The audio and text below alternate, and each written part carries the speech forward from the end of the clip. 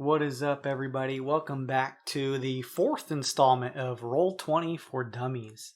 I'm Jaso, a longtime Roll20 DM, and I'm joined this week, as usual, on our Roll20 for Dummies stream by Slim/Brian/husband. What's up, buddy? What's up, my good friend? I'm excited. Here, let me turn down my TV volume here. There we go. Okay.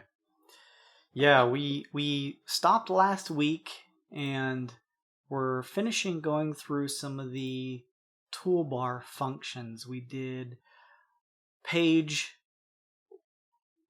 layers and different things with the different pages that you set up, and on top of that we also talked about a lot of dynamic lighting. I'm sure you remember that.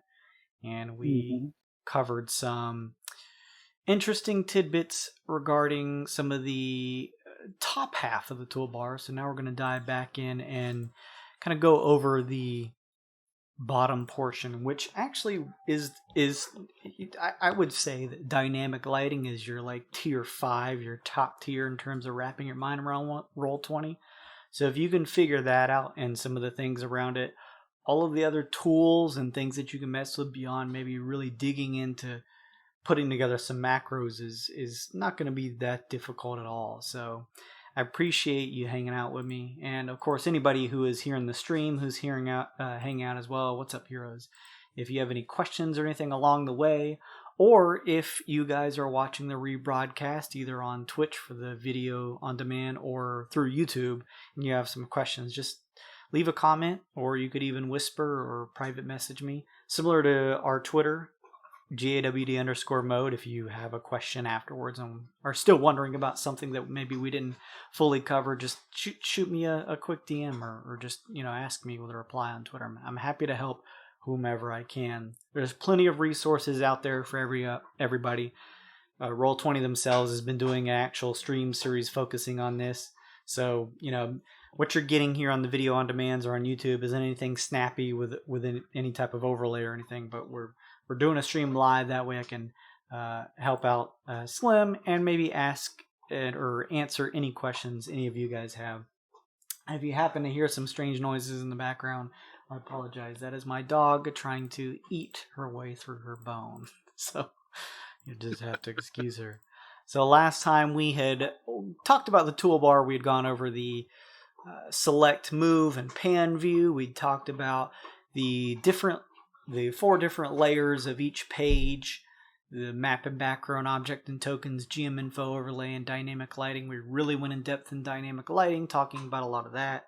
If you guys watched our previous stream last time on our Friday night Dungeons & Dragons 5th edition stream called Weird and Wild, you will have seen that in effect, as a matter of fact. And that was both using dynamic lighting and advanced fog of war on top of that. So there's some cool effects going on. If you missed that, similarly, you can check that out here on our channel and take a look at that. It's the latest Weird and Wild episode, number 95. But anyways, we had talked about the different, in conjunction with dynamic lighting, we kind of went over drawing shapes, doing freehand, especially going over the Polygon/line tool to help build your walls when you're creating your dynamic lighting. We talked about just creating text, especially if you're a DM, you can leave notes for yourself. It's almost a nice representation of kind of having a notebook down where the players can't see. You can leave some text on the GM hidden layer that, hey, traps happen here, or monster pops out in this room for yourself that no one else can see. Talked about how to clear those things. So moving on from there, we have the effects portion of the toolbar. And this adds a number of effects that you can do. I personally, as a GM, prefer to use just static elements that you can get from either the marketplace or your own uploads for various effects. And you can actually find some, and you've seen some of this too, Slim. You're now starting to see more and more of an abundance of animated effects. So that is definitely something you may want to check out. But if you're looking for just something quick on the fly, and you go down to this lightning bolt looking icon in the toolbar, this will give you a number of different effects that you can do. Each of these has a sort of effect, and the first drop down column is sort of like the visual effect that it's going to give you, and the second drop down column is going to give you the basically the coloring that it's going to have. So if I, for example, pick bomb and acid, and you hold down your left mouse button, you're going to get an effect that looks like an exploding green, nasty, acidic bomb. And you can either change it to fire over here, and that's going to basically just change the color to something akin to what you'd see. Frost is obviously going to give you that nice, icy, light blue, cold look. Magic is just going to be a rainbowish color effect. And you can go back to your options in terms of the first one and change these effects. This is going to be an explosion. Maybe I should make more use of this tool. It's kind of neat. Your missile, you can have a character fire a missile out. A beam, some of these you can actually direct as you see here. So for beam, you click on a token or area and draw to where you want it to go, and there it kind of shoots out a spray that you can check out there. Now we're actually going to go back up to our page toolbar and the page settings, and now that we've talked about dynamic lighting, we're going to turn that off so that there's less stuff going on here. So yeah, a lot of fun things that you can do with these different effects. I don't know if you're cutting out or if it's me in between. You're cutting out there for a sec. Oh, was I? Oh. Let me... Double check. You want me to pop back out and back in here? Yeah, real quick, just a sec. Testing. Can you hear me better now? Slim? I saw you lighten up, but it was sounds solid on the stream. Okay, it might be my end. I'll let me back out. So you go ahead. I'll just hop back in. Sure. So yeah, lots of effects that you can do there.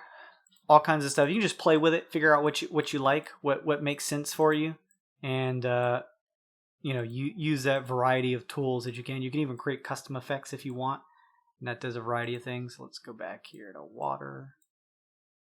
You can notice some of this stuff happening, like a spray of water shoots out from the wall.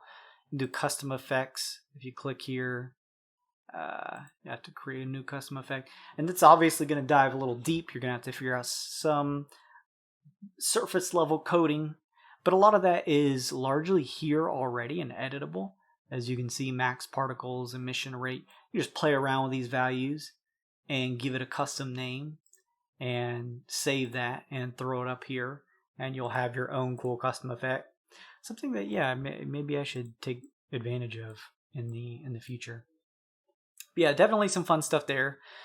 The next icon that we are going to take a look at, Slim, are you back? I am. I think it sounds better to me now. Maybe it's just my end. I think Discord's updating. Okay, cool. So after the effects that you can just kind of play with, you're going to be looking at your magnification tool, and that is cut and dry. If you are not keen on using the standard of the mouse wheel to zoom in and out on your play field, then this is a secondary option, an alternative option. It starts at 100% magnification, but if you need to really like zoom in on something, you can play around with that. I rarely ever use this. I have the mouse wheel set up as a default zoom in and out, and that works perfectly fine for me. So if you find that you prefer to use that, then that's definitely an option there. Moving on from that, these are going to be all pretty simple until we get down here to the fog of war. This next one here is our ruler. And this is actually pretty helpful when you are playing TTRPGs that have a leaning more towards war games. And that includes 5th edition. If you're playing on a square grid or some type of grid, maybe it's a hex grid, something similar, and you need to measure spaces, then that is something you can do. And of course, measurement is based off of your map settings that you can go to by clicking that gear icon when you pull up the pages. And you can take a look, and you'll notice under page scale that each grid is set as 5 feet. So if you edit that to be something different, using this ruler is going to show you different results. So by default, it is set to snap to the center and to show to others. So as you just click and drag, and let me actually click that and move it around, you're going to be able to see your point of origin and the arrow showing where you're pointing to. Everyone's going to be able to see that by default, and it's going to give you, based on your page settings, the distance that's going to be. So for Rinkaz here, the square he's on, trying to measure over to the basin that this water is flowing out of is 20 feet. And that's useful for both you as the DM and players. You guys have a variety of effects, especially if you're defaulting to something like playing Dungeons and Dragons, where your skills, your movement, some of your magic has a range on it, and you want to see how far out it'll go, if it'll reach to an object or an area of a room or a creature. It's a very easy tool to be able to use. Similarly, you as the DM can use it, and if you are running it in the sense that you want some type of trap to go off or to see how far a monster needs to reach, you could similarly use the same options here. But if you're wanting to be, if you don't want to draw a ruler out to give away anything about your creatures or to freak out your players unnecessarily, you can just click the hide from others option, and you get the same effects, but no one else sees this. Only I get to see my measurements here. And as you can see, as I'm clicking and dragging here, we have our measurement, and it also shows us in this small box here that the measurement here is hidden. So you have snap to center, snap to corners. Some different types of games may have different things, or you just may prefer to run it so that it measures in this particular way, and you'll notice it's kind of snapping to the edges or the corners. Or you can just do no snapping, and that's going to give you, again, a rough estimate. This is helpful if you are using a gridless map but still want a certain amount of measurement to be able to be measured, and so you can use that. So a variety of different effects there, all very useful. I think, Slim, both me as a DM and you guys find it pretty useful to be able to, especially you who's like a ranged fighter being a gunslinger, to kind of be able to measure out how far a target is and stuff like that. I'm sure that's helpful for you. It is, especially talking about the lighting. Even last week, it was for our game. It was different than before. You were talking about the fog of war, and I think we had only used a similar effect once. But like I said, talking about keeping us on our toes, and like I said last week, it's how to describe it. It was a different experience because, again, I can't tell you how many times I was turning around making sure who was behind me group wise. It added that actual challenge. I felt like we were in a hall of mirrors almost last week, more so than the week we were in a hall of mirrors, because in a strange, weird planet, it felt like one of those movies. What House on the Haunted Hill or something like that. You go into the wrong door, you're gone, because we tried to stay as close as we could, but 10 feet too far to the left or to right. The lighting definitely played a huge factor into that, and that actually, again, caught us off guard and helped enhance the gameplay to where it wasn't just point, click, shoot, done, loot, RP. And that adds a certain amount of tense nature and scariness to maps, especially if there is the danger around every corner. As you DMing, again, I just want to point out, you want to just be careful how much dynamic lighting you put on a map. You may want to be conservative to start out, especially if you have a larger number of players, because each token, each area that has the render dynamic lighting is going to slow things down a little bit more. So just, again, be mindful of how much you're putting onto the map.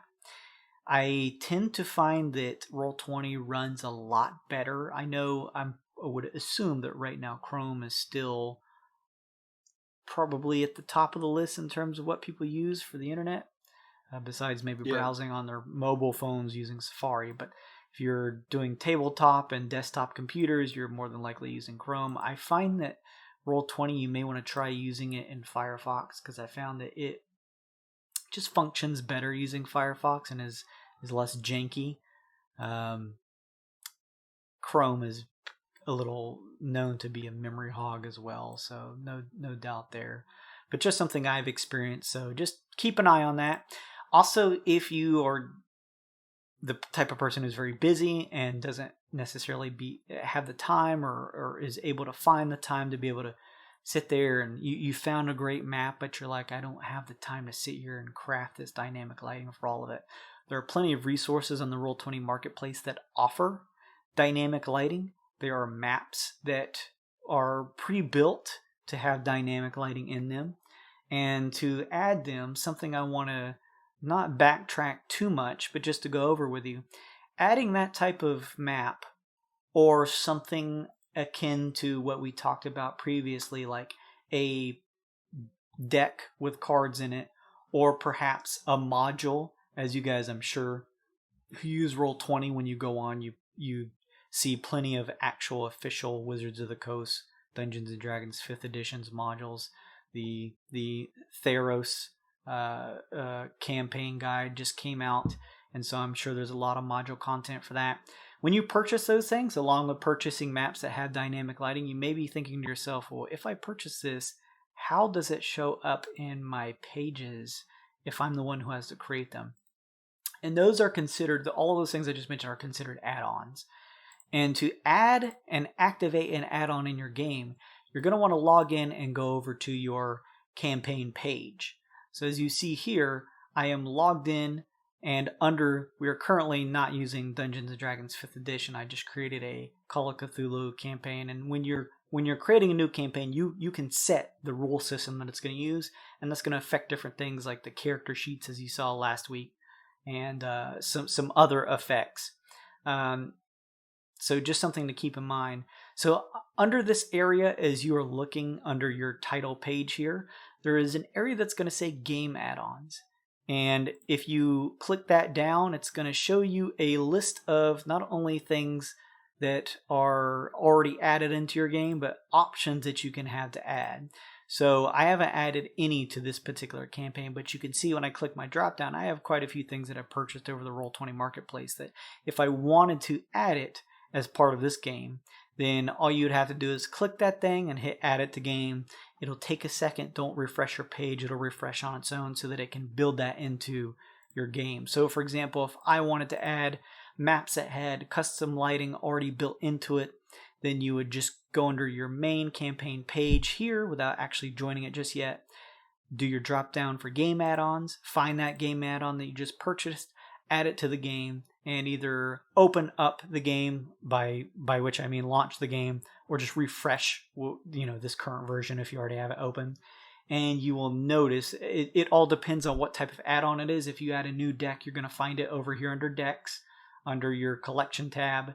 If you add campaign modules, it's probably going to add a couple different things. It's probably going to add monsters to your art library. It's going to probably add notes to your journal. It's going to do quite a few things. And most of all, if you add maps that have dynamic lighting built into it, when you open up your page toolbar, you'll notice that those are now up there and available. They're just automatically added in for you. And of course, similar to these pages here, if you just grab and drag, you can shift and reorient these however you want. For Weird and Wild, for example, we have an absolute ton of pages. And so sometimes I find myself grabbing one that the players find themselves in more often than the others. For example, the geodesic ship that serves as their fortress, their home base. And I'll kind of just drag that along to the area that I know they're going to be probably moving towards soon. The pages that are going to be relevant in upcoming sessions, or maybe within that same session, I'll just kind of move the map. That way when I open it up, I'm not having to scroll all the way through. I can just kind of have it in place and then just grab the bookmark to move the players from one thing to the other. So something to keep in mind if you have a ton of pages that you're running. So that is just a quick idea in terms of, if you don't have a ton of time on adding your own dynamic lighting to stuff, there is shortcuts. As with everything, there are easy ways and ways for you to be able to find yourself adding things in there without necessarily having to do a ton of work. There's plenty of artists. And again, I like to point people over to Gabriel Picard. He does a ton of map work, and I actually just added in some new maps that we'll be seeing in this upcoming stream that have some more lighting in them. They are already pre-built with the lighting on them, and that just makes me breathe a sigh of relief, wipe my head off. It's like that much work off my shoulders. I can just focus straight on prepping the other elements of it. It's very nice. So moving on from there, we talked about dynamic lighting last session, and we did touch upon Fog of War and Advanced Fog of War. But here's where we're going to show Fog of War to you. So the icon under rulers that has the eye on it, this is your toolbar for your Fog of War. And by default, no matter which one you pick here, nothing's going to happen. And the reason for that is you have to click on your page toolbar and go under whatever page you're on. Go to the page settings. You need to enable Fog of War. So as I mentioned before, you have the option of doing that over here and messing with it in the updated dynamic lighting. But for now, I'm going to show you the legacy format because that's what I'm more used to. And again, like I said before, if you can figure out the legacy form of it, it's easy enough to figure out the updated form. And of course, eventually you're going to want to learn both because they're going to be phasing this older form out. But this is the one I'm used to. This is what I play with the most. So I'm just going to show you from this format. And then if you prefer to go around and just immediately jump into the new one, the updated one, and test it out, then you're more than welcome to. So, Fog of War, we're going to turn that on. Now, with this check mark, when I hit OK, everything is going to disappear. If we Control L on Rinkaz's icon, let me see here. He will probably, actually, it's not going to show anything because this isn't dynamic lighting, so it's not going to show similar. But Rinkaz is probably not going to be able to see much of anything. Can you see anything, Slim? See Rinkaz. So you see your token and nothing else. Right. Okay. So this is the, how do I want to say this? This is like the poor man's dynamic lighting. This is if you've ever seen a DM do this, and this was certainly something that if you guys are fans of Critical Role, Matthew Mercer used this because Matt he uses a system of playing at a table with people, so he doesn't have access to the digital tools like these. So he's doing some old school stuff. So in his work, as well as some other, like old school or in-person DMs, think of it like doing the same format of putting black construction paper over top of your rooms. And then as the players progress through areas or this dungeon, you remove those papers so that they can see new areas. It's kind of like that. It's not dynamic. It's static. But you get to choose the areas that you can, using your different tools like your square rectangle tool or your polygon reveal tool to show to other players. So by default, with Fog of War turned on, Slim can only see his token and nothing else. Now, what you can do beforehand is if you mouse over the Fog of War options in your toolbar, the first one you'll have is if you ever need to reset anything, you have that at the bottom. So if you ever screw up, if you showed too much or just want to make everything dark again, reset fog. We're going to go to reveal areas, and that means wherever you click and drag, it's going to create a box. It's going to show it off to the players. So let's just click and drag. And now, as I go through here, as I continue to reveal these options, and I like to line them up based on the squares, but you can kind of do it however you like. Rinkaz is now able to see more of this room that is shown off to him. Now, you may find that clicking and dragging to create a box is a good way to reveal areas, but you may find that you have maps that have angles to them, and trying to reveal that using a box is a huge pain in the ass. To do that, you can always use the Polygon reveal tool, and that is not very different from the tools that you use to create your dynamic lighting. And as you see here, it's creating the space. So wherever this area is filled at, it's going to show that. So if we connect the lines here and finish this off, it's going to complete it, and it's going to show that off nicely instead of trying to have to create boxes to show it piece by piece, which is what I did in the past and I was an idiot for. This is a much easier option. And similar to revealing areas, underneath your polygon reveal, that gives you a little bit more customization in terms of revealing things. You have hide areas. And similar to that, it's a click and drag, and that just lets you hide things. So if Rinkaz is in this room, I can reveal it to him. He can look around, and if his token wants to head down south out of this area and move along, then I would hide this because his character would not have knowledge of what's happening in this room when he's out of it. So this has a clearly different nature than dynamic lighting, but it serves a separate purpose. You may find, depending on who you're playing with, it all falls down to personal preferences and current setups. you may be with players who aren't running on a very powerful computer, or maybe they want to play with you, but they can only access it either through something like a laptop, and they find that dynamic lighting is just slowing them down too much as compared to you the DM, who maybe have a better built computer or better connection. So you may find that doing something more simple and eats less of Roll20's power up by using the revealed areas here, the fog of war, may work for you better than others. You may not just want to have to worry about the party with dynamic lighting on. They can only see what their sight is. And maybe you're like, my players don't like that too much. They continually find themselves lost and can't stick up with the party, and they just get aggravated. You can still simulate the act of your characters only being able to see certain parts of a map or area by using fog of war. But once you reveal it, it reveals it to everyone. Everyone sees this area here. So not only would Slim as Rinkaz see this, but Glace or any of our other characters from our campaign, if they were standing in this room where it's lit up, they would be able to see this as well. And you guys will notice on the DM side of things, you'll see where as I reveal areas, it lightens up. Where any areas that are not revealed, I'll do it outside of this map here. See how it lightens up here? This is basically showing you as a DM that anywhere outside of this square box is still hidden to the players. So it's just a nice option you may find if you just don't want to wrap your mind or can't wrap your mind around dynamic lighting. This may be an option that is a little better suited for you than some of the others. And it just depends on the situation. I find myself gravitating towards both a lot of times. And I will say that in terms of prep, especially if you're trying to plan things as a dungeon master, sometimes you may find that trying to just use fog of war is easier, and you may want to look into that option. That's kind of a good point about for DM prep.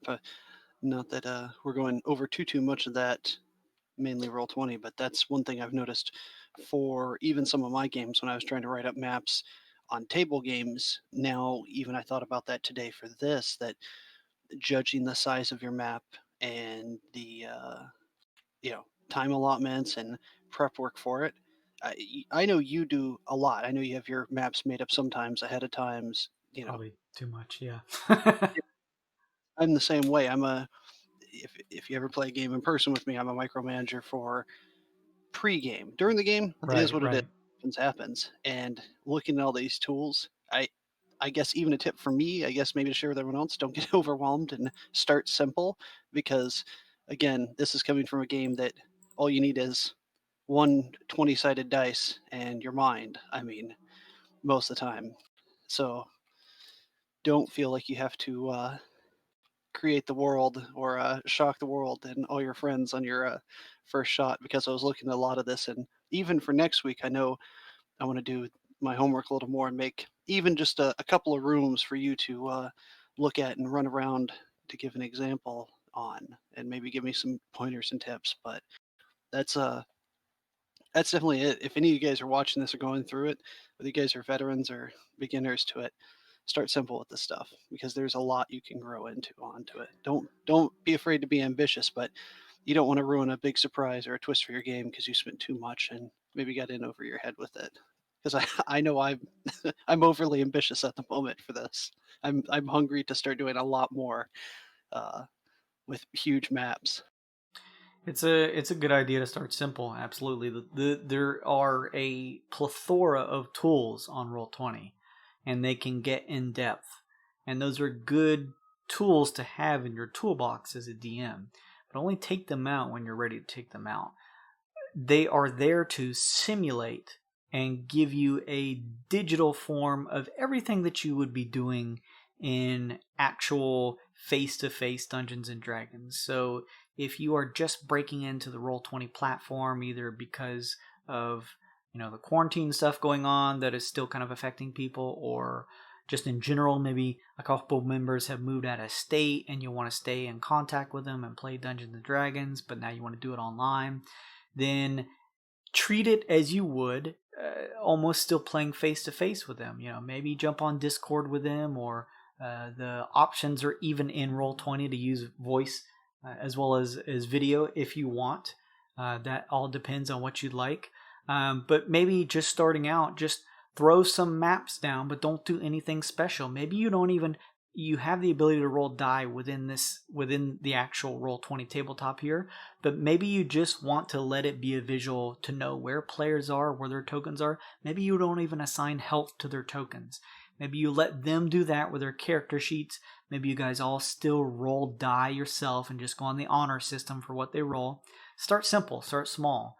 If you want to start getting more complex and start wanting to add effects, don't do anything crazy. Just go under your effects in the toolbar. Just, that's simple enough to just be like, okay, a monster breeze on you. That doesn't take a lot.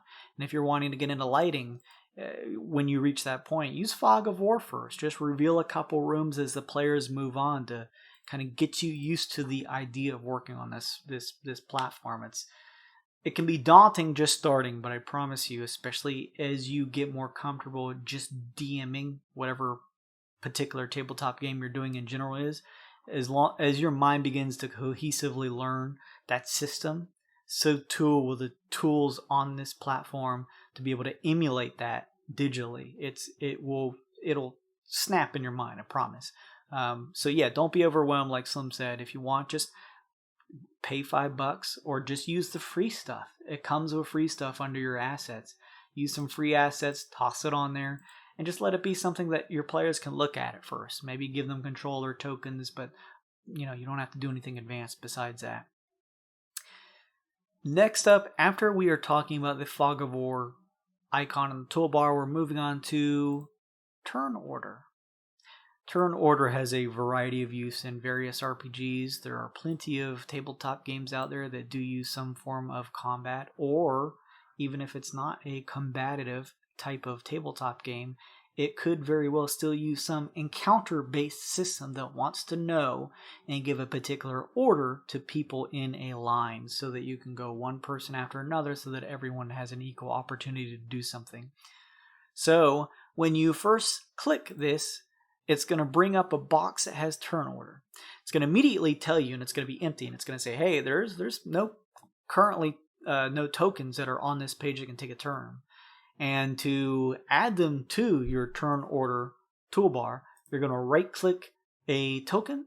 And again, that can be a player token. It could be an element somewhere. Maybe at a certain point, pipes in the walls of this dungeon are going to crack and spew out some hot steam. That could be something you add.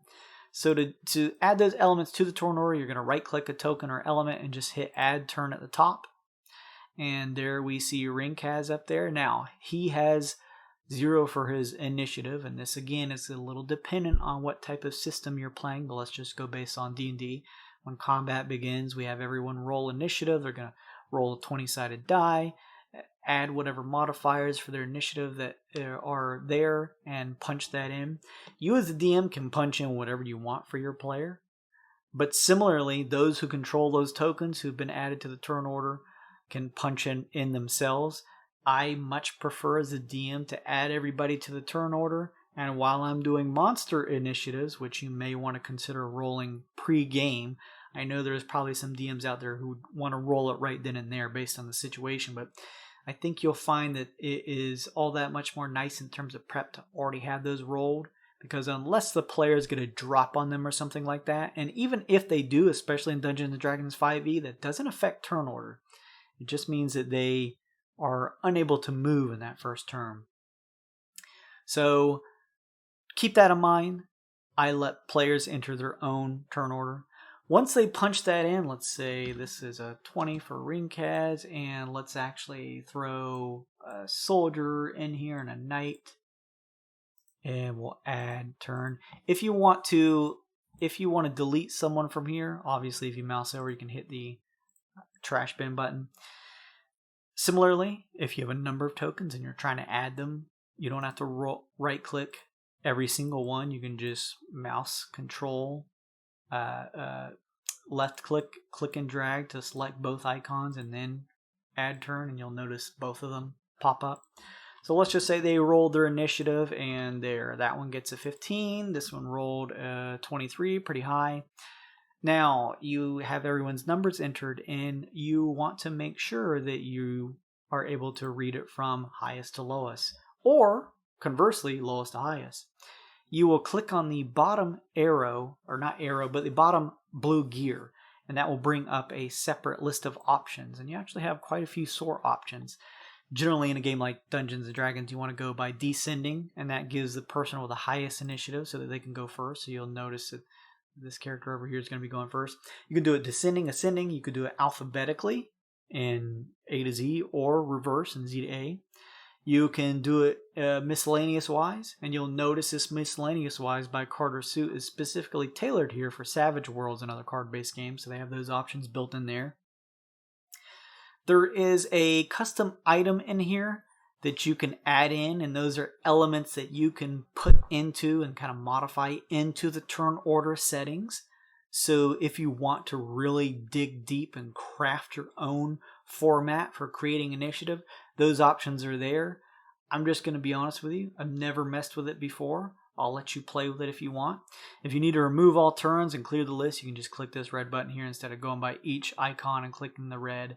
It has that sort of mass delete right there for you. You may find yourself, if you're a DM, using multiple tokens that have the same art.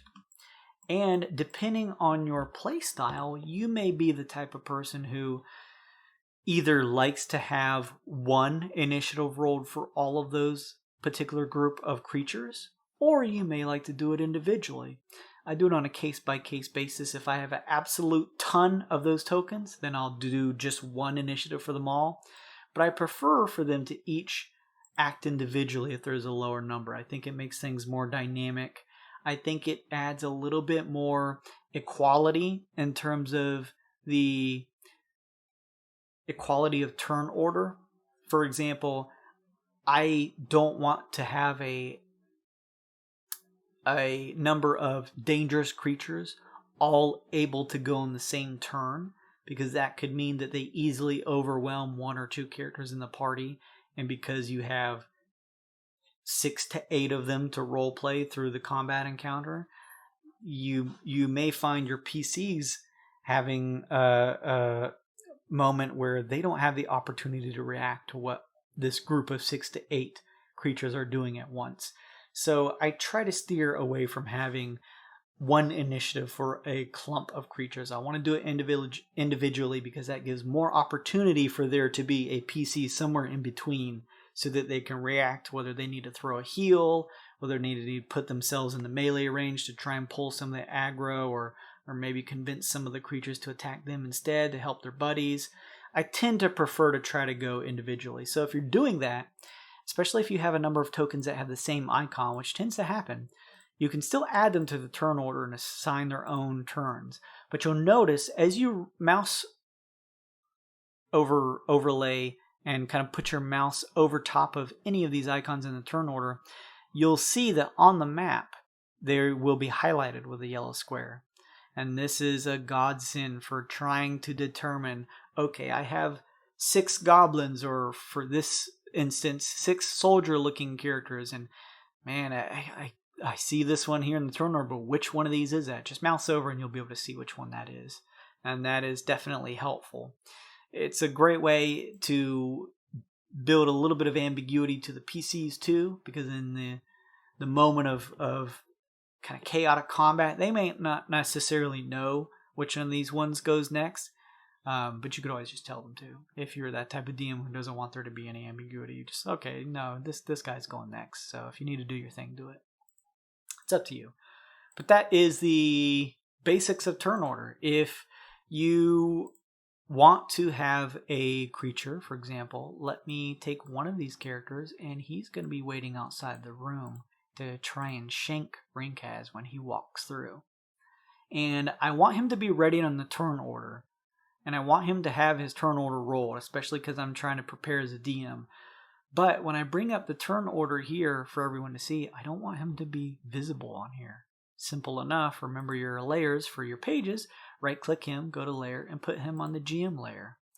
That still makes it visible to you. You can still see him on the turn order and see what number he has rolled. Let's just say 15 there, or 17 since there's another character.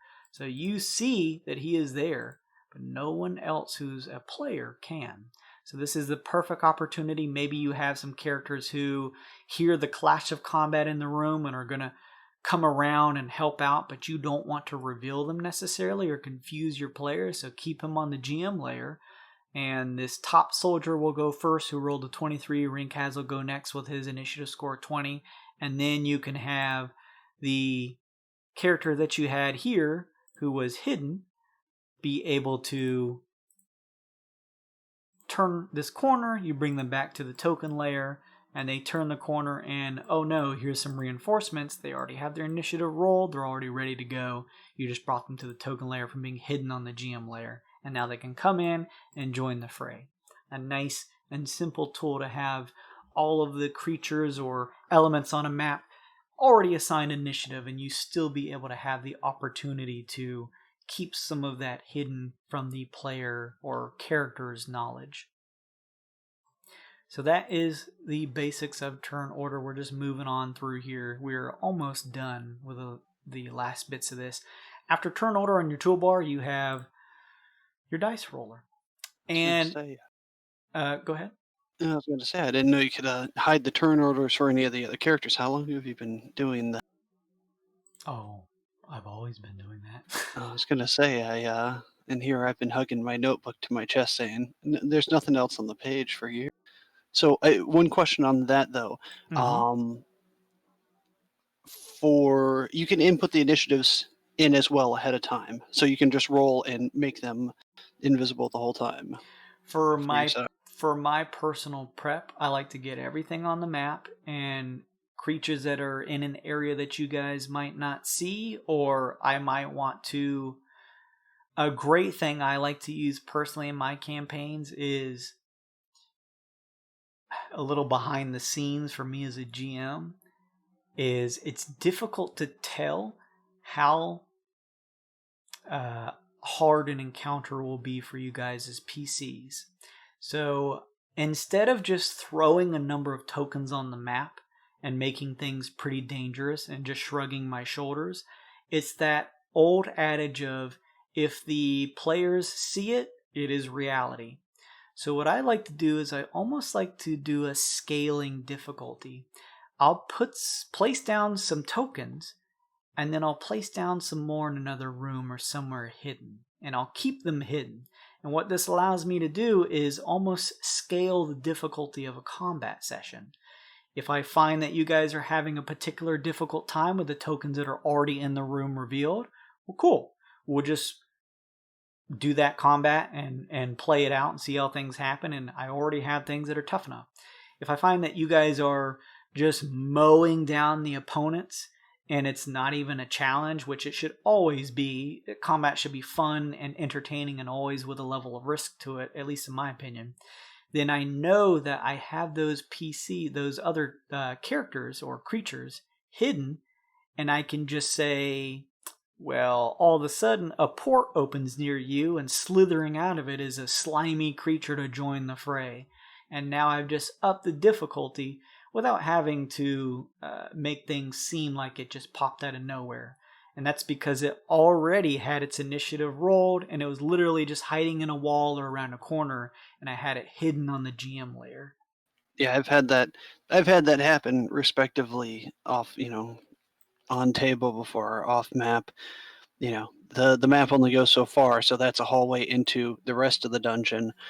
A few pop in like that because, like you said, scaling difficulty. Because I can think of one that I had a feeling that there might have been a few more. Was the session where we were doing part of my story with all the scroll that 3 scroll and 2 dogs, 4 scroll and 2 dogs were enough to almost put us on our asses, and there was a whole camp.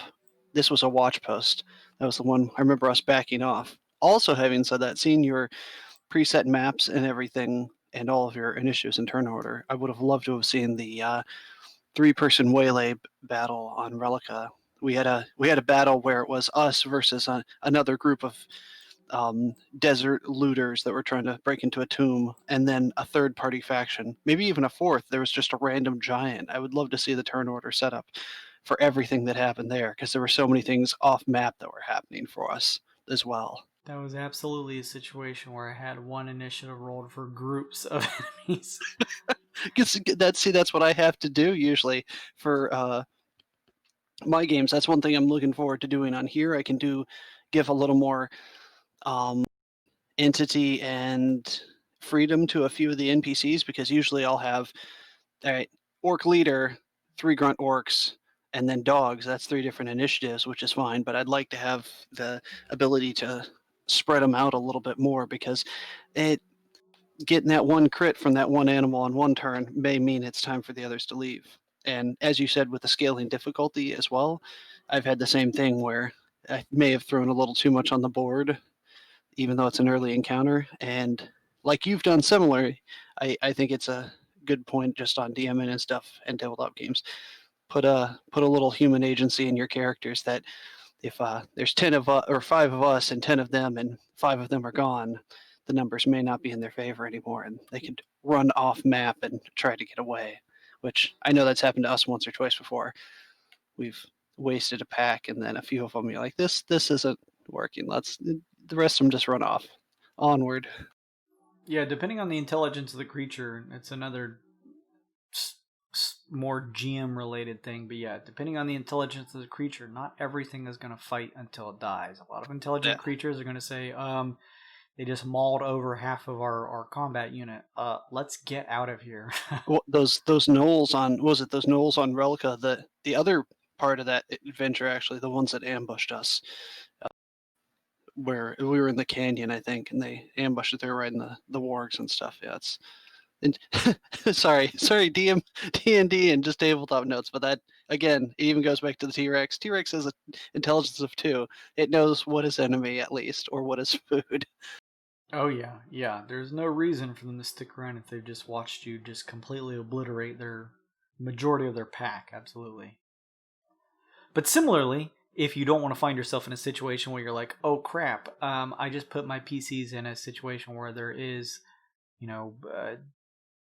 6 more enemies that they need to take care of, and they're overwhelmed, and I've walked myself into a corner because I can't just say, well, they just disappear, especially if they're bloodthirsty on taking these PCs out, then that is where you could consider using the turn order option to hide some of them. Let them come in as reinforcements a turn or 2 later, or use them as a way to exhaust more of your PC's resources if they take too long. Wait a turn or two, and if your PCs haven't been quick enough taking down what's there, say that they come as reinforcements. They heard the scuffle going on, a number of seconds have passed by, and now here's a couple more that they have to deal with.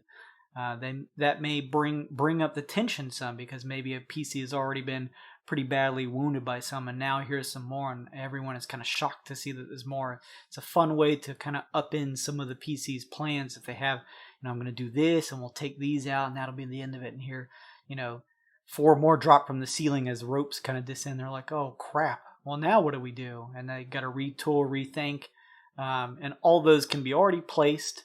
They can already be hidden on the layer somewhere, and if you don't need to use them, then good. Your players never knew they were there to begin with. So moving on from turn order, diving deep, is the dice roller. And as you see, as I mouse over a lot of these in the toolbar, they immediately bring up some options that are available here.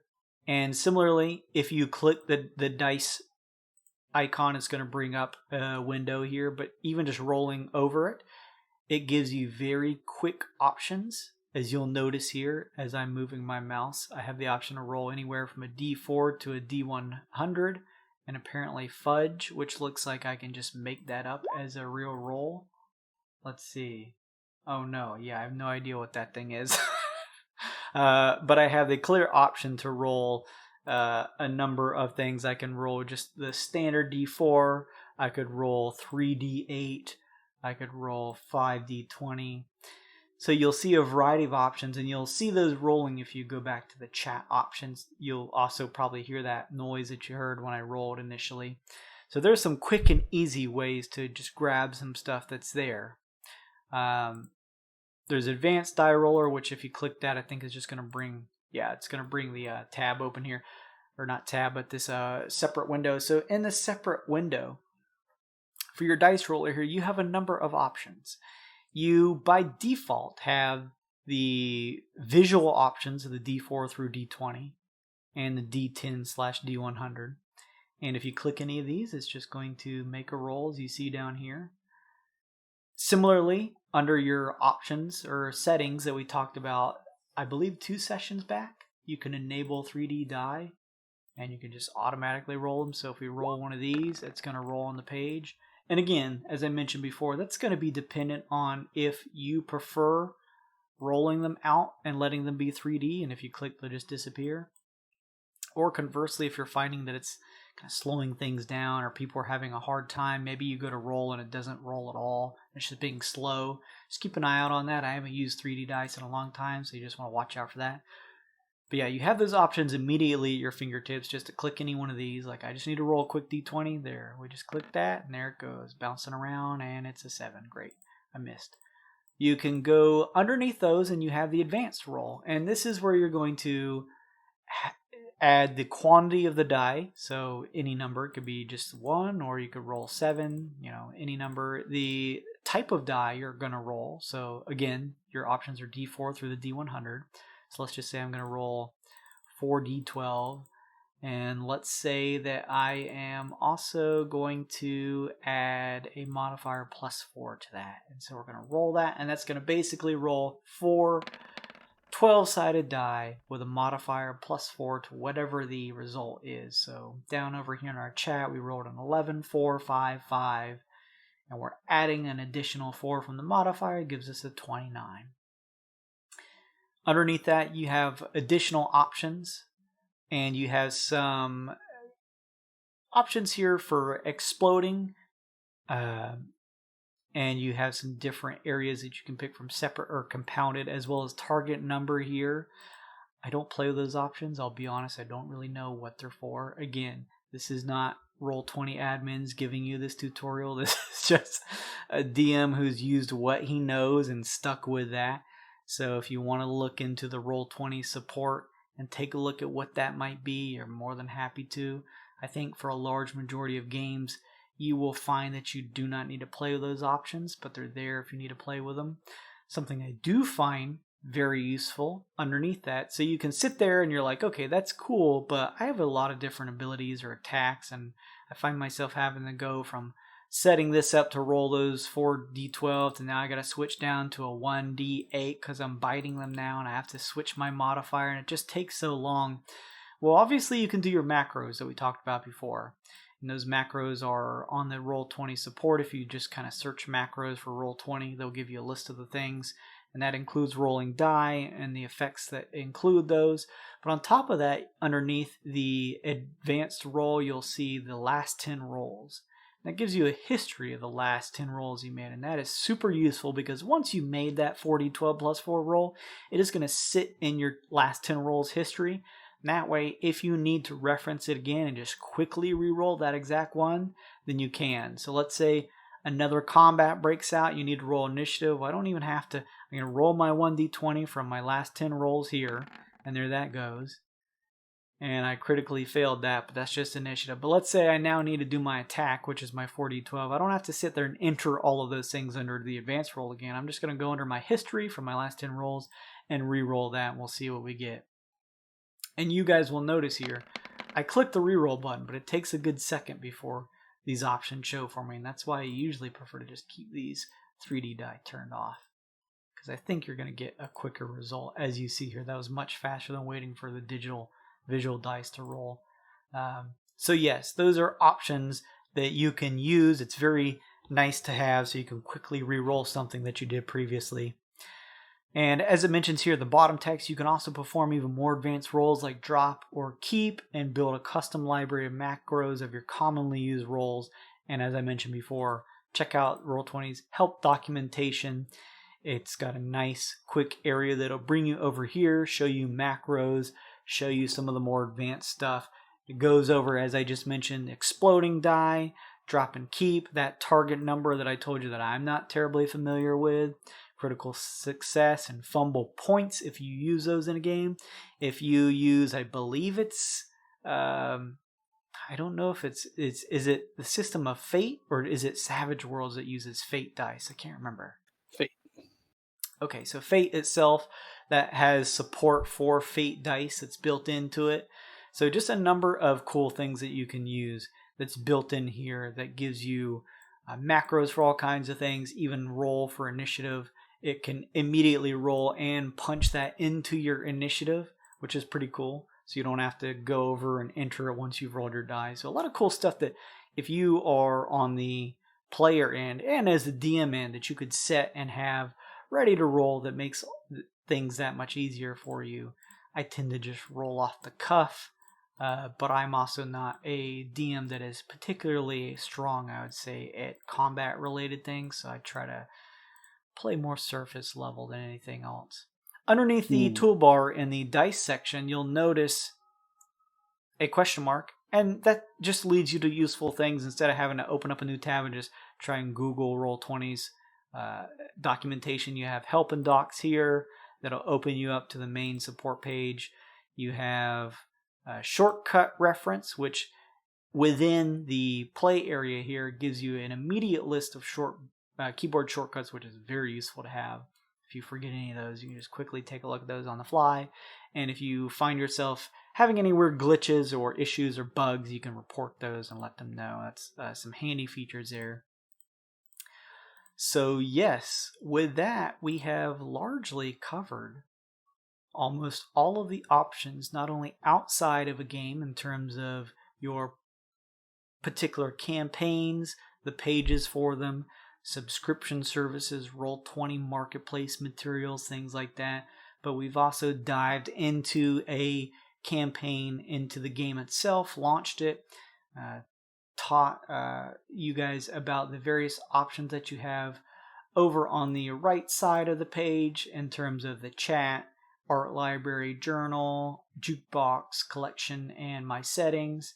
The page toolbar where you can create new pages, build in new visual maps and areas for your PCs to adventure in, and gone over some of the options not only on the play area itself, but also in the toolbar to be able to change some of those effects. So that is pretty much the long and short of it. Did you have any other questions, Slim? Where to next? I That's think what we should probably do is if you have any more questions relating to the stuff that we covered, we can talk about that. Otherwise, if you want, we've gone over an hour. We could cap this session here and then do like we talked about, do one more, a session 5, where maybe both me and you can, in this interim in between these sessions here, between now and next week, kind of build a custom map. And you can show me some of the things that you did on your end, and maybe I can show you some of the things that I did, and we can take a look at that if you want. No, that sounds good. Trying to think. There was one thing. Is there a way, you may have covered this, I'm trying to refresh and make sure, for specifically placed source lighting? Like when I know you've worked on video game stuff before, and we all know about, what color and angle. Is there a way to position like where the light would be? Like looking at the map here, I'll ping. Is there a way to set that the light would be coming in from this angle so the shadows would say that this right here is a window to where the light would come in that way? Is there a way to position and I guess object source lighting? Like say the sun was setting this way so the light would come in through here at an angle. I don't think there is. Okay. I was trying to check because that was something I was running over my head trying to figure out. I'm sure you could sculpt, like we were talking about before, invisible walls, because that's what I thought of. Because the way that it's built is there are light sources within the system, but the dynamic lighting is built based on player vision. So while you could very obviously with your dynamic lighting walls have an open space here, and then over on the other side you could put an object or something that emits light, that is certainly going to be something that happens. But the light is just going to emanate out from that open area, and it's not going to be affected by any type of particular angle per se. You could always do a thing where let's go to our dynamic lighting. So we have this here. Let's take out this and let's just do this. Let's add just something real quick here. Screw it. Let's just let's go up here and punch in torch. And as I mentioned before, as you just type stuff in, it's just going to give you a bevy of options from free assets to things that you purchased, etc. So I'm going to make this a drawing and make it torch size. And let's have this particular thing. Let's go to our page toolbar. Let's activate dynamic lighting. And we're going to set, there we go. So you can only see what you can see. We're going to give this torch a light emission of 40 by 20 feet, which is the official thing that it has. We're going to have all players see light. So if we Control L on Rinkaz's token, let's actually give it some sight there. There we are. So now Slim should be able to, hang on just a second, should be able to see that. Let's take a look. 40 by 20 feet, start of dim angle. Okay, so if we do this torch should technically have lighting to it. And again, this is just me having to play with it myself to remember. Was there light on me on my token at the moment? Do I have an active light? Yes. Are you able to see it? Can you try removing that for a moment? Sure. Just get rid of that here. There you go. Yeah, I can't see down here even if I try. And yeah, moving the torch. All right, cool. Because I've been thinking of, different ideas for stuff like that. I have an idea. I'll tell you off stream something so I don't ruin it for anybody else. But something that I had thought about building in person to do, but it would work so much better with Roll20. Because to be honest, seeing how the light works, I've had trouble trying to surprise players without. All right, you walk into this room. Okay, well, there's a dragon at the end of it, but I didn't reveal it to you because I didn't want to place it there. Well, kind of ruins the surprise because if you walk in, you're going to see a 20-foot tall lizard sitting at the end. But I've thought about doing games on here specifically just for these effects. You can give an object light, and then what I did here is I edited the angle that it's showing off light to be 45 degrees, so that way, using it right here, it gives it, here, let me actually give you sight. Yeah, on my end of the screen at the moment, that's very horror game, very zombie thriller, that's the only light in the room is the TV. Hang on just a second, we'll do 5 and 0. So, hang on, I don't know why you're not, this just reveals me to be a fraud in terms of teaching everyone, because I can't even build my own lighting. Let's see here. It looks good on my end. So you can see the torch on your end? Here, I'll draw it out for you. I see light coming up through here. Through here, okay, and good, up to good. here. That's all I see. And then I see the little bit of light that's on the 5-foot radius out to here for me. That's all I see. So and that's a way that you can use angle to try and build light coming in at a certain angle like that. And of course you can turn that even more and give it more dramatic effect if you wanted to. But that's the only way I could think of to really give it that look. And even then, it's got that harsh, sharp side to it. It doesn't have that sort of Gaussian blur effect that you would hope that it would have on the side. So I rarely, only for stuff like your gun that would have an obvious sort of cone effect to the lighting to it, I usually don't apply an angle to stuff. But that is one way that you could build lighting that has a little bit of an angle adjusted to it. the light outside of the building was Decker's skiff. Was he inside? Was he dead? Was he completely not here and his vehicle just got jacked? We don't know. So yeah, that's one option for doing something like that.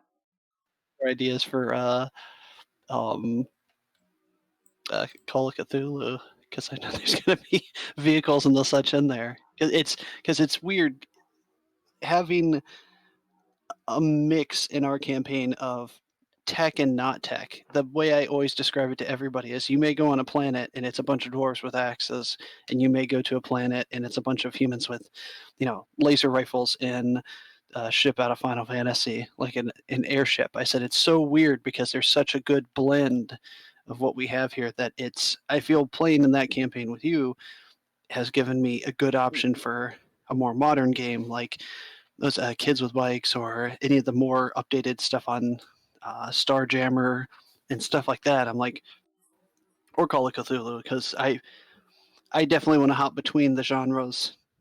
Mm-hmm.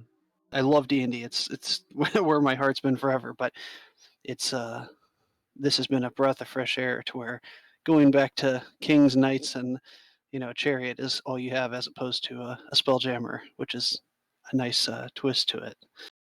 So taking what we've learned, what you've taught me here, even just for the base maps, I mean, I can't even imagine doing stuff underwater now, like the options, and to see whatever else Roll20 is coming out with in the future for motion and movement, because I know that there are. I'm not sure if they work with these. I've seen people use them at local game stores and stuff who have setups for it, but there are motion-based maps, and I could see that maybe in the next couple of years, maybe tomorrow if they're bold enough and we don't see it coming, but to see some of these base maps have like motion for water to where it looks like we're almost in an 1816 or whatever bit 8 or 16-bit old-fashioned RPG even. I have done quite a lot of research into trying to get that type of stuff to work on here. The way that Roll20 works, and the reason that it did not have animated images for a long time, is because the play area that you see here is rendered. And for a long time, they couldn't have animated GIFs because it wasn't like a live thing they were looking at. Each movement, each place that you move something to had to be separately rendered. And so having to render frame by frame these animated things was crazy for the platform. So now they have that option, but you'll still notice that even a lot of things on the marketplace in terms of the animated pieces are smaller, like token size effects.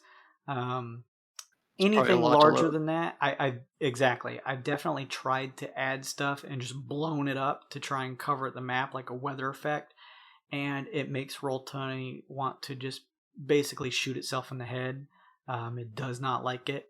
So I imagine something like having a map that is built in, because there's plenty of, if you just even go on YouTube and punch in, in YouTube, like animated tabletop map, there's a variety of really awesome looking maps that I would love to be able to just bring over here and just like drop in and set it in.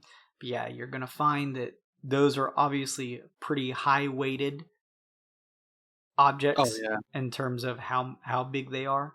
And the upload limit, I think, which is like 10 megabytes, I think, for trying to add something in here, maybe a little bit more, is going to maybe they'll have a premium tier in the future that'll allow that would be for the awesome. Yeah, that would be awesome to have like a separate section or folder or designation for an area where you could just use large scale animated maps and have them be able to be uploaded somehow, or just have a section where you could buy them off of the marketplace. Even that would be cool. I would love to be able to use that. But yeah, that is the one area I think where still playing in person you can get away with that and have that really awesome effect where Roll20 is beat. But I wouldn't be surprised if that is not, as you mentioned, something that comes along in the future for sure. That's a long-term goal for me, is again in the future for blending these two worlds together, is to local game store's done it, and I've seen a lot of people do them online, building the TV tables, so I could blend both worlds into one for a in-person session with some of that stuff. Mm-hmm. And I mean, our local store actually has, they have a handful of tables. They're expanding recently, but they have a few tables that they always say they're free to everybody. First come, first serve. If you call in and say, hey, I'm trying to reserve this for a game or something. But they have one table that he built that's a TV table, and he bought a Kickstarter for the animated maps, like reactive ones. Like think of the elongated track-shaped battle arenas, like the Roman arenas, and it's just a base arena, but it has buttons that you can click to where it'll consistently activate, like a pillar of flame across it or spears jutting out left and right. You can just click that, and that'll be a reoccurring loop on there. And he'll say, "Hey, it's a premium table. If you guys, it's $10 for like 4 hours." And like $10 between an average party of 5 to 6 people at a table. I mean, that's a good way to keep a little extra revenue running. Upgrade those things, keep those things intact, and do that. But he even said that there's one or two people who use Roll20 in person there on either that one or their own modified mini table for pieces like this. And it's, again, I think that's the ultimate goal, is having both. But that would also be my ultimate goal. It would be awesome, and I've seen it done before, where you have this large play table with this massive map, and then you can kind of sit at the one end with just like a laptop or something there to edit it from the DM side of things, and you would have all of the options of the digital platform here of Roll20 at your fingertips, but you're also playing in person, and maybe everyone else can bring their maybe their laptops or a tablet, or maybe they just, because we're all in person, can just kind of say, hey, I want to move my token, and just literally like get up from their chair and just point out where they want to move. That would be awesome. Absolutely. we'll just get a a laptop on a swivel, and we'll put Luke on there. Yeah, he can, a la Critical Role, we'll just have someone video call in because he can't, he's out of state, but absolutely. But yeah, any other big questions that you have with any of the stuff we've gone over? Any other lingering thoughts or anything like that? Otherwise, if you want, I think we can kind of wrap things up here, and then we can both come back next session. What I was thinking, what may be fun to do is, it may be fun to have you maybe host the next session, and I can come in and take a look on your stream from your DM side of things. Yeah. That may be cool.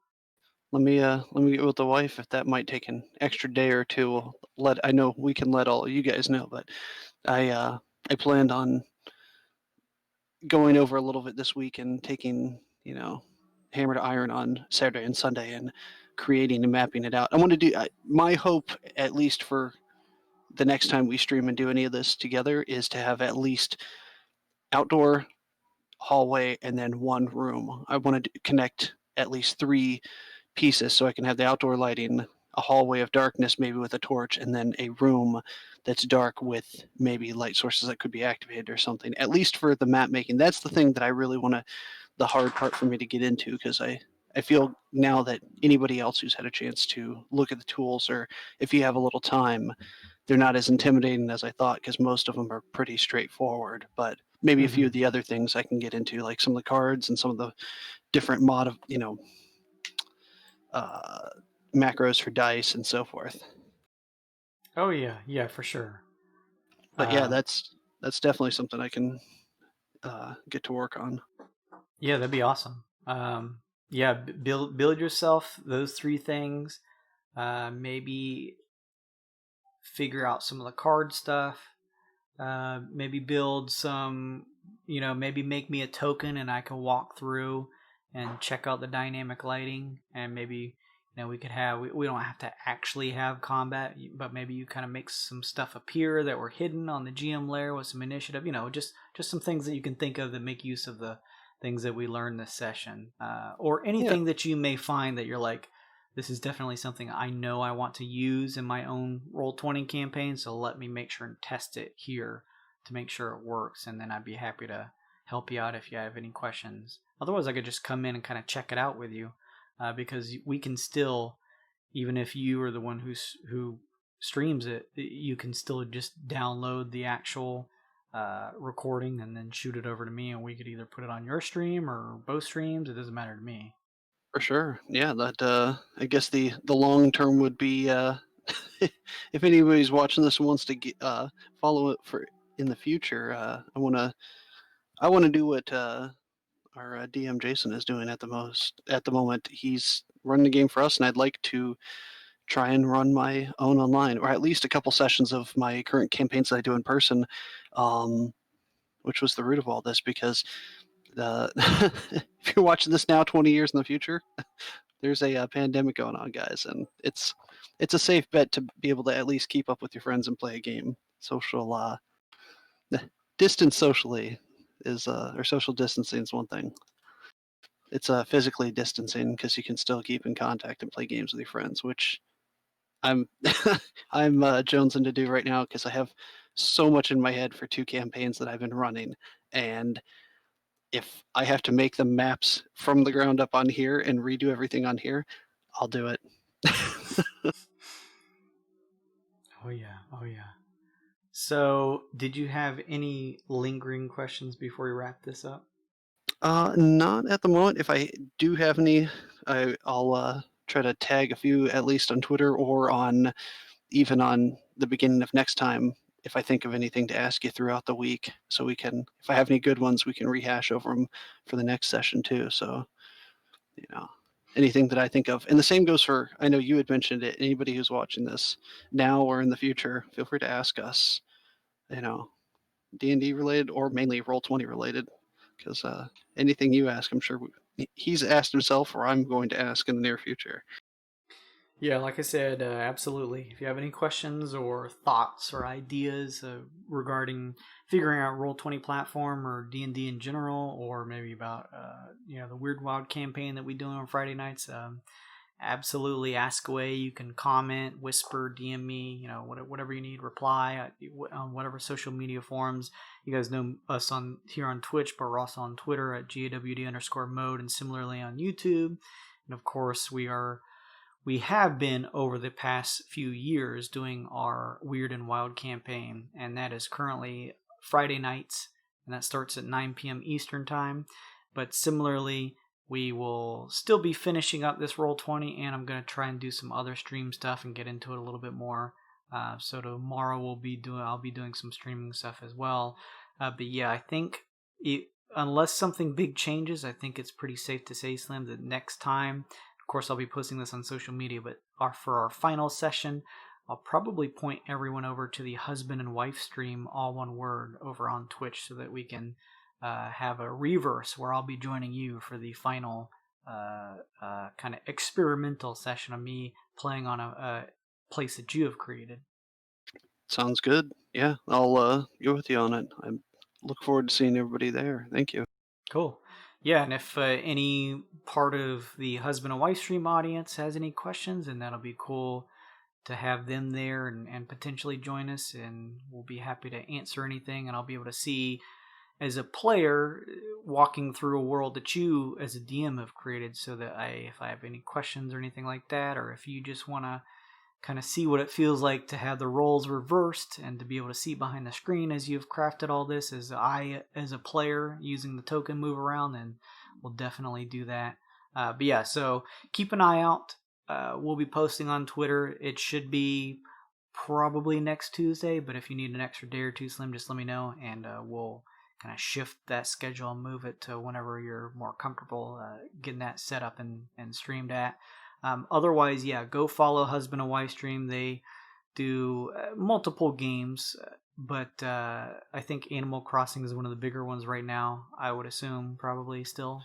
Yeah, this Sunday we're gonna be back to some mini painting. I need to. Oh, nice. Yeah, some painting some miniatures, which is always cool for different tabletop games.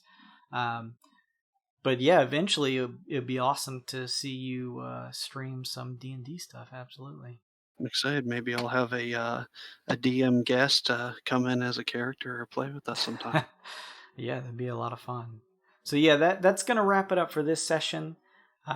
If you haven't followed, if you found this useful at all, like I said, I know this isn't professional tier. You're not having overlays. It's kind of word ramble, and but it is streamed, and so it's kind of just consciousness of thought as I try to walk you guys through some of this stuff. So if you have any questions or any concerns, and you're just kind of catching up by watching the video on demand or the YouTube re-upload, then like I said, just shoot us a question and we'll be happy to help. Otherwise, we will see you next week, more than likely Tuesday, but keep an eye out on the Twitter to get a better idea of when we'll be hosting the session.